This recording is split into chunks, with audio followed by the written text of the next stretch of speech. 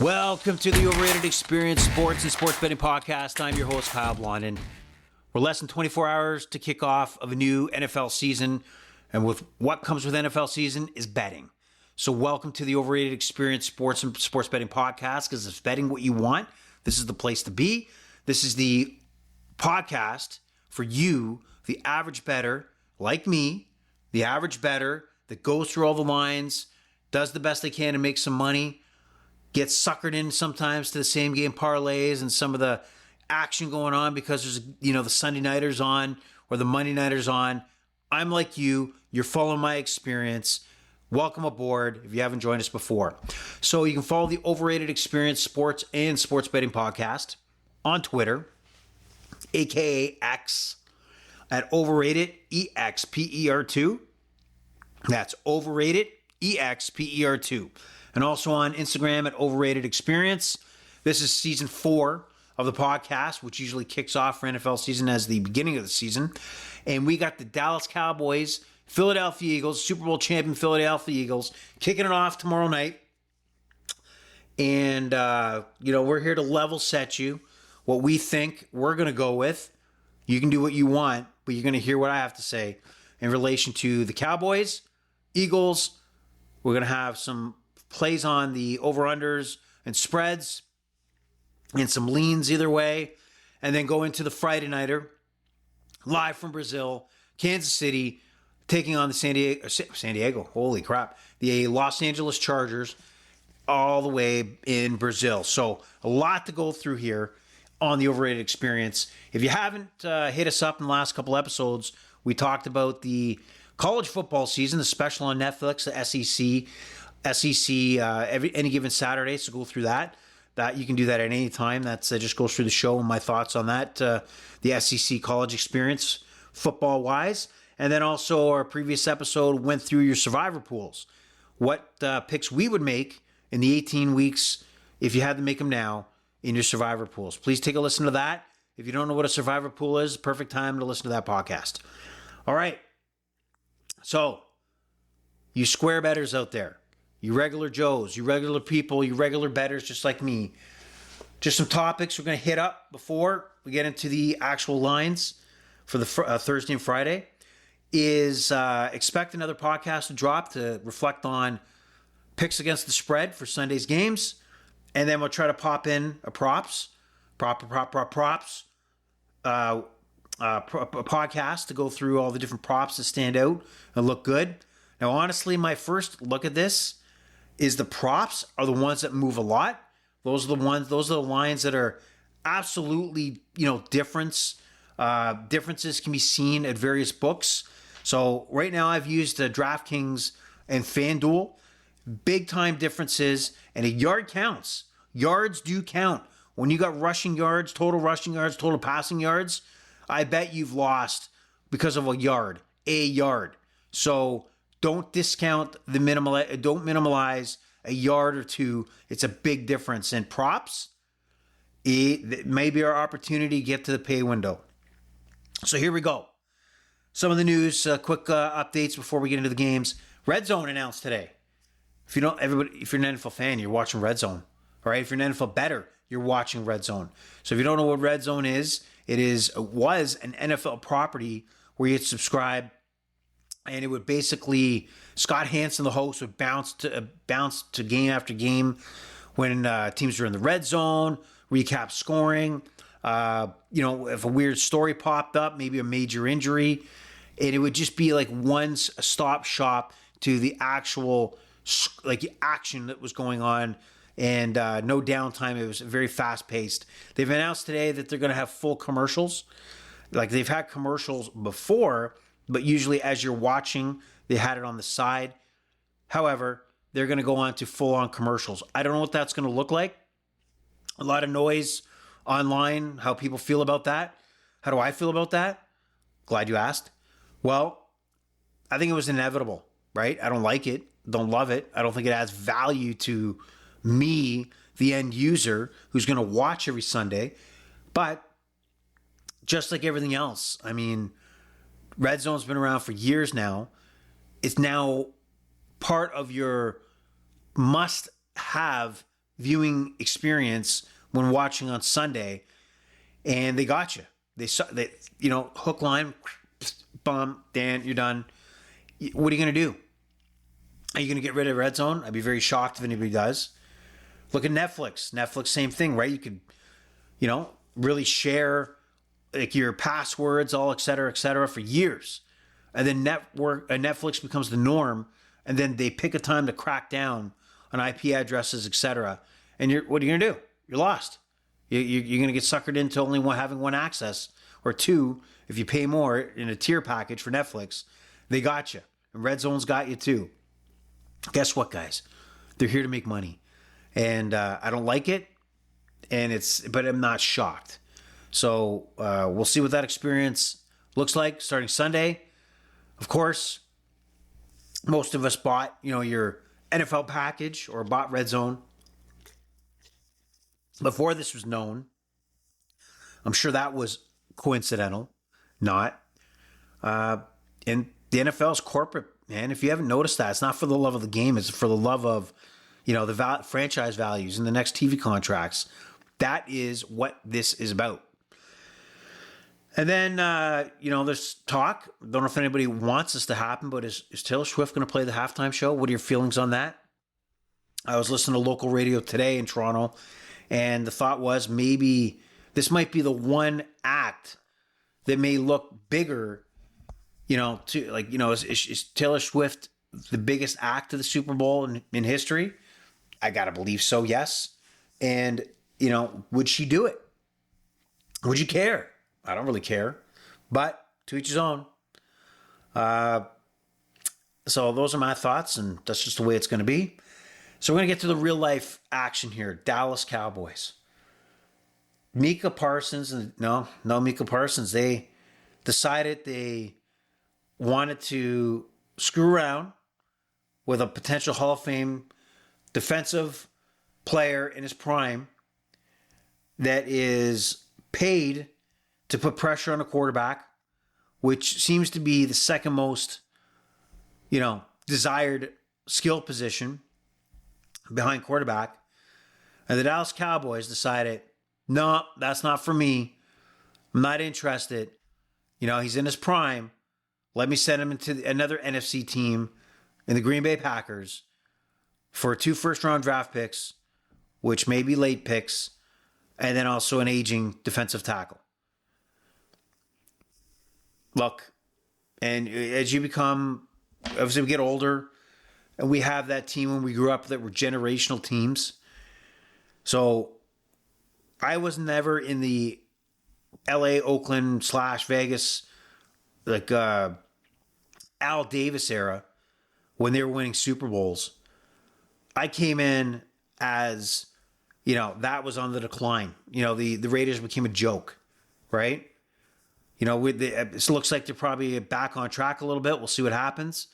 But, for a long time, the Raiders were a joke, and that's what my perception was with Al Davis. I didn't see him in those years where he was a genius and, winning Super Bowls. Where I was when I grew up, Jerry Jones was that guy. Jerry Jones was my Al Davis. I hated the Cowboys. I was a 49ers fan at that time. But Jerry Jones won 3 Super Bowls, right? He buys the Dallas Cowboys, hires Jimmy Johnson, makes the Herschel Walker trade. And if you don't know this, go back, use ChatGPT, look it up. Herschel Walker was one of the best running backs in football. Trades Herschel Walker to the Minnesota Vikings for a ton of draft picks. They pick up, they build the team with Troy Aikman at quarterback, Emmitt Smith at running back, Michael Irvin at wide receiver. Like I said, Jimmy Johnson coaching, and a whole host of other players joining on both sides of the ball. Always known for having a ridiculous O-line. They win back-to-back Super Bowls. They get rid of Jimmy Johnson, bring in Barry Switzer, and that's where the decline starts a little bit. But they go ahead and win a Super Bowl, and that's the last time America's team, the Dallas Cowboys, have sniffed the Super Bowl. All right? So I've seen Jerry Jones, genius, or maybe he just had the right people around him that were the geniuses, and then now the decline. So, he's unable to sign Micah Parsons, and then the Packers immediately have name on a contract and have him signed up long term. So what does it mean for the Cowboys? Will the Cowboys walk into this game against the Super Bowl champions, division rival, and what do they have? What are they going to put up against the Eagles here? And I'm going to tell you right off the bat, I think you have two situations here where I think the Cowboys are a bit deflated.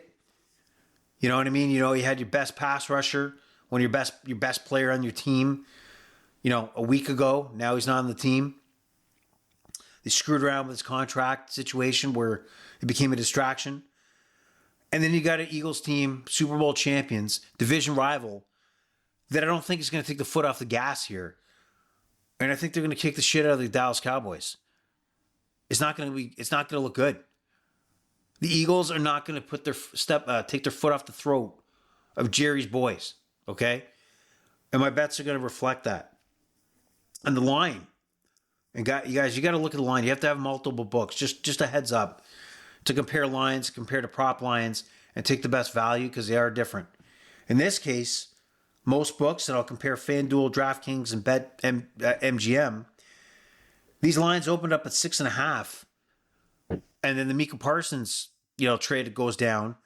We see a point go up to 7.5, and now we're currently sitting at 8.5 on all three books. So if you look at all three books, 8.5 is the pretty common pick here, and you have to decide. People are betting this number up. Should I still take it? What are the Eagles going to win by? Assuming you are on the same page as me, which you should be. This is why you're listening for the advice on the Overrated Experience Sports and Sports Betting Podcast. Will the Eagles blow out the Cowboys? Well, look at this. The Cowboys have no run game, right? They have no run game. They got top-notch, stud receivers, CeeDee Lamb and George Pickens. But what do the Eagles have? They have an excellent pass rush. You watched in the Super Bowl. Mahomes could not find the time at any point in that ball game to be effective. You think that the Eagles are going to let Dak Prescott off the hook here? He's going to be under pressure the entire game. And the Eagles, with Saquon Barkley, their O-line, their talent everywhere, is going to squeeze the Cowboys. All right? Possession. Eventually, Dallas is going to have to chase. And this is kind of where I'm going with this. So, kick it off. Will the Eagles cover 8.5? I say yes. So, I'm going to take the Eagles minus 8.5 and not feel any way about it. Okay? Well, over-under has now gone up from 46.5 to 47.5. I'm going to stay away from it. I always lean over. But in this case, I'm going to lean under, but I'm going to stay away from it. I don't know if the Eagles will dominate the scoreboard versus dominate. Like when I say dominate, I mean crush. I think they win handily either way. But will they just, instead of going for the knockout punch, really put the Cowboys in a guillotine choke and just drain out the game with no hope for the Cowboys, Jerry and his boys? So I'm going to lean under, but not take it. Then we get into the props side of things. This is what's interesting, and I can't stress this enough. You need multiple books going into the NFL season. Check out incentives to jump on board, deposit incentives, get in there. And I'll tell you why. When I look at the props I like and compare FanDuel to DK, some I'm going DK, some I'm going FanDuel. Some I'm obviously going one way or another. So Eagles total, FanDuel 26.5. Sorry, 28.5. It was up, was down to 26.5 and now up to 20.5. Same with DK. Minus 118, but minus 105 when it comes to DK. So why would I take the higher juice on FanDuel? I would take the 28.5 over on DraftKings and not FanDuel. So count that. Eagles total over 28.5. I'm going to pick Dak Prescott. Rushing yards over 7.5. 7.5 right now for Dak Prescott. Minus 108 on FanDuel. Minus 105 on DraftKings. Again, going to have to go with DraftKings because they have the better odds. I don't get why would you not take an extra dollar here or there based on the better juice? Okay? So Dak Prescott over 7.5 yards. There has to be a scenario, in my opinion, where he's going to be running around all night, and at some point, multiple times, he's going to be left at 3rd and 15, 3rd and 10, and the Eagles are going to let him pick up 7 yards, 8 yards, 9 yards here, and punt the ball away. That's how I envision that prop being met. Not in a spectacular hero way, not in a spectacular brave. Oh my God, Dak Prescott is running for first down after first down a la Lamar Jackson. That ain't happening. Dak Prescott is banged up. He is banged up, okay? So this is just a mercy bet. Over 7.5, Dak Prescott rushing yards. Saquon Barkley. What a pickup last year for the Eagles. Discarded by the New York Giants. Poorly. Piss poorly. His rushing total right now is 93.5 on FanDuel. 92.5 on DraftKings. I like the over. Which one would you pick? The 93.5 or the 92.5? Of course. DraftKings right now is the way to go. AJ Brown, anytime touchdown. Plus 150 on FanDuel. Plus 160 on DraftKings. Again, multiple, same bet. Better odds in one place than another. Now, why AJ Brown? Well, I think we've seen, if you've watched the Eagles and followed the Eagles over the last couple of years, in good times and bad, AJ Brown wants the ball. And they have to serve up the monster. They have to feed him, regardless of the scenario. So look for the Eagles to make him the first option, unless they're on the 1 yard line and we got a tush push here, to try to find AJ Brown in the end zone multiple times as this game goes on. They want to keep him happy. They do not want drama, and AJ Brown will create drama if he's not fed the ball. This doesn't matter if they're up 30 or down 30. He wants the ball. They got to keep him happy. Okay? Staying on the theme of AJ Brown, his over-under for receiving yards, 69.5 on FanDuel, 71.5 on DraftKings. Obviously, FanDuel, way to go. Okay? So I'm going to take the over on that. He's going to have a couple big plays. He's going to be 6-7 receptions, big chunk yardage, running after the catch. So take AJ Brown and have a big game, 69.5. I know there is reports of him having issues with his hamstring, but he looks like he's going to go. I don't think he's going to be less than 100%. 2-point conversion. Actually, so let me circle back to that. So, and I'll tell you what, from now on, if you hear me call it the FanDuel or the DraftKings line, you know the other line is not as good, okay? But if there's a wide gap, I'm going to point that out. Look how I changed on the fly. You're welcome. Saquon Barkley, longest rush right now on DraftKings, over 19.5. How many times have we seen Saquon break out a 50, 60-yard rush? Many times. I mean, that was a trick question, but I'm sure you knew the answer. Many times. 19.5, Saquon. You have Jalen Hurts on the, the RPO. It's going to happen, guys. It's going to happen. So 19.5, I love that bet. So looking, the last bet in this game that I like, and I think is worth exploring, at plus 130 on DraftKings. Will there be a 2-point conversion attempt? Let's look at the facts here. The Cowboys are most likely to be chasing, down multiple scores, has to, configure the scoring. They're lucky to get a touchdown. Most likely they're going to go for 2 based on the scenario they are having, probably in the second half. Or let's say Eagles score multiple touchdowns. There's an offside on Dallas, and the ball moves up to the 1 yard line. What are the Eagles doing? I'll stop and pause. You can answer. Yes, that is correct. They're going to be on the 1 yard line. They're going to go to the tush push. They're going to look at that 2 as a locked in 2. So plus 130, there is value there. So think about it. Think about it. Sleep on it. But don't sleep on it too long before the betting line closes tomorrow night. And that is another interesting note in this game is the Eagles picked up Sam Howell in a trade because Tanner McGee, the backup quarterback, looks like he has a broken ring finger. So what does that mean if this game gets out of hand? How quickly will the Eagles pull Jalen Hurts? Will they? Because how well does Sam Howell know the playbook? I don't know. But that's an interesting note just to keep in mind as you look at your second half lines in your live betting. Now we move to Friday. It looks like it's going to be tradition in the NFL to kick off a game from Brazil. Okay?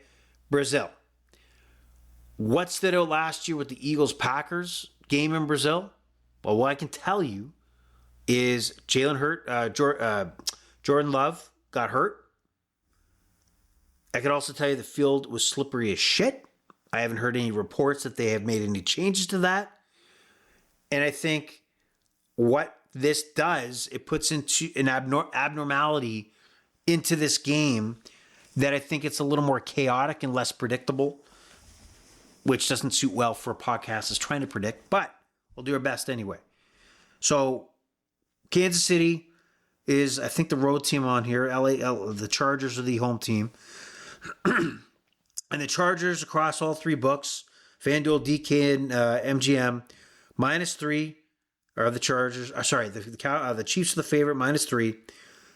And the over-under is sitting at 46.5 across all 3 books. What are we going to get in this game? I think we're going to get a shootout. I think it's going to be sloppy. I think there's going to be issues with the turf. I think there's going to be missed tackles. I think these teams, we're talking about teams flying a lengthy period of time to get where they need to go to Sao Paulo, Brazil. I haven't really heard reports, but they're probably not leaving their hotel rooms. They're cooped up in the hotel. It's just not a normal week of preparation. So don't expect, especially defensively, in my opinion, this to look like if this was taking place either at SoFi Stadium or Arrowhead. So in this case, I lean Kansas. I'm going to lean. I'm going to lean Kansas City, but I'm going to stay away from that. I'm not betting that. What I would bet is the over 46.5. It jumped from 45.5. So I like the over. Surprise, because the podcast is called The Overrated Experience. Now, when we get to the props action here, we're going to look at both teams here. So Justin Herbert, quarterback for the LA Chargers. Now, Jim Harbaugh is, Coach Harbaugh is a heavy run first coach. So I think the Chargers will attempt to get on the ground and dominate the ground. But when you got a quarterback like Justin Herbert, you got to let him fly, man. You got to put him out of the nest and let him go. And eventually, at some point in this game, it's going to become a little bit of a shootout. That run game is not going to be where it wants to be. And I think the over-under on the passing yards for Justin Herbert over 231.5, -114, is the play here on FanDuel. Note, running game for the Chargers. Najee Harris, free agent signing, fireworks victim. Yeah, that's right. He got hurt on July the 4th with fireworks. I don't understand the number of people that are fascinated with fireworks. Like, fascinated. Like, I have to watch something blow up. I get it. It's entertaining. But I'm in the midst of an NFL career, and I'm going to be the one lighting up the firework, like getting that close. Like, what are you doing? What are you thinking? So Najee Harris looks like he's going to play. He's on the active roster at least. He's possible. Let's put him down as possible. One of the big losses for the Chargers in the offseason was Rashawn Slater, offensive tackle, out for the year. So that could cause some protection problems for the Chargers. And what I think will happen along with the successful over on the passing yards for Justin Herbert, I think he's susceptible to a little pick. All right, a little pick here, a little INT. Easy to spell, plus 116 on FanDuel. So I like that one as well. I'll take it. Mahomes, Herbert, combined 500 yards. They're going to put on a show on Friday. I like one of them to go off at least 300 yards and the other one to be like the early 220s, 230s. I think that $500 yards is very, very doable. They're going to put on a show plus 125 in FanDuel. Going with FanDuel again. Now we get into the receivers. Excuse me. We have Ladd McConkey of the Chargers. You know, he's the guy over the middle. He's the little guy. He's going to take a lot of volume. Can break open some big plays. And 71.5 yards, I think he's got it. I think he's going to get that, no problem. I think he's going to have a big game. And then Xavier Worthy of the Chiefs. Longest reception over 21.5. Andy Reid and Patty Mahomes look at Xavier Worthy as 4 or 5 to 6 big explosive plays that they have in their back pocket every time he steps on the field. So if he hits one of those, this could be big time yardage, okay? He's got blazing speed. They're going to put him in a position to be successful. That's receiving yards. So I like that one. That's over 21.5 minus 114. Minus 114 FanDuel. Back to Ladd McConkey. Total receiving receptions over 5.5 minus 122. He's going to get actually minus 120 on DK, so that might be better. He's going to get peppered. Okay? Herbert's going to pepper him. He's going to pick up a lot of yards, and he's also going to pick up a lot of volume and receptions. So look for Ladd McConkey to have a huge day here today. I threw a late one in here. Late, all right, based on the marriage proposal, Taylor Swift, Travis Kelce. My thought, thinking, is that Travis Kelce had a bit of an off year this year. Now, he's getting prepared to get married. We don't know the date. A lot of excitement going on in the world. Big news. All right, non-football fans, football fans, Swifties, everybody's in awe of this announcement. Amazing. But I think Travis Kelce rebounds, has more of an impactful season, right? And I think it begins in Brazil. So his receiving yards are over 46.5, minus 114. I'll take the over.